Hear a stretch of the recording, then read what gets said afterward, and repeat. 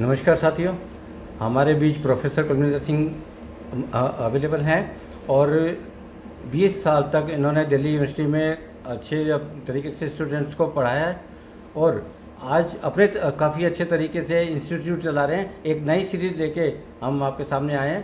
तो सर, आपके सामने हम पूछना चाहते हैं दर्शकों के लिए कि कंप्लीट फाइनेंशियल प्लानिंग क्या है, उसके बारे में बताएं। नमस्कार साथियों। सबसे पहले तो अनिल जी, आपका बहुत बहुत धन्यवाद। आपने इस नई सीरीज़ के लिए बात की तो हमने शुरू की और इसमें आपका बहुत बड़ा योगदान रहेगा। इससे लोगों को फ़ायदा होगा, इसलिए क्योंकि आप कैमरे के पीछे रह कर के बहुत सारा काम कर रहे हैं। आपका बहुत बहुत धन्यवाद। सर, सबसे पहले आपने जो पूछा कंप्लीट फाइनेंशियल प्लानिंग, ये 3 अक्षरों से बना है।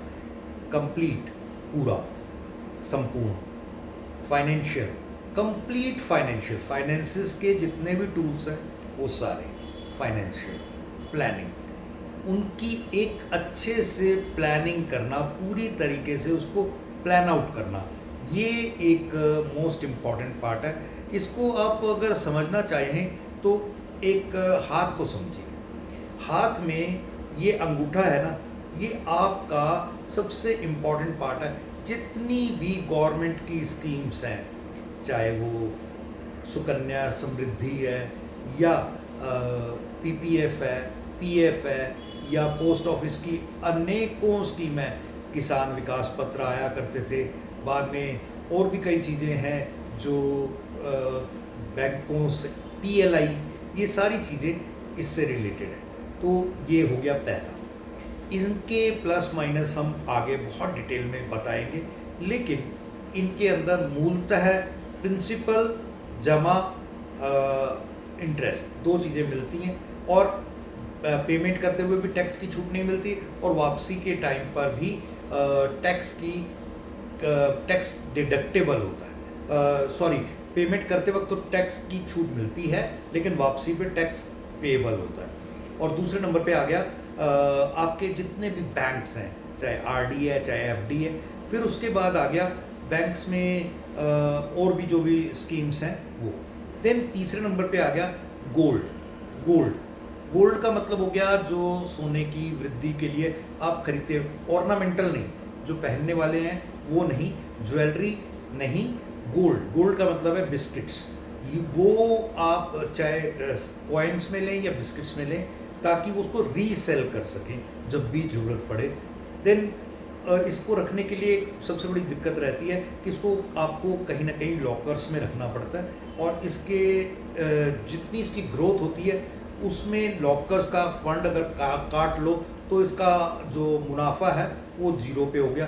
ना खरीदते वक्त इसकी टैक्स की रिबेट है, ना बेचते वक्त इसकी टैक्स की कोई छूट मिलती है।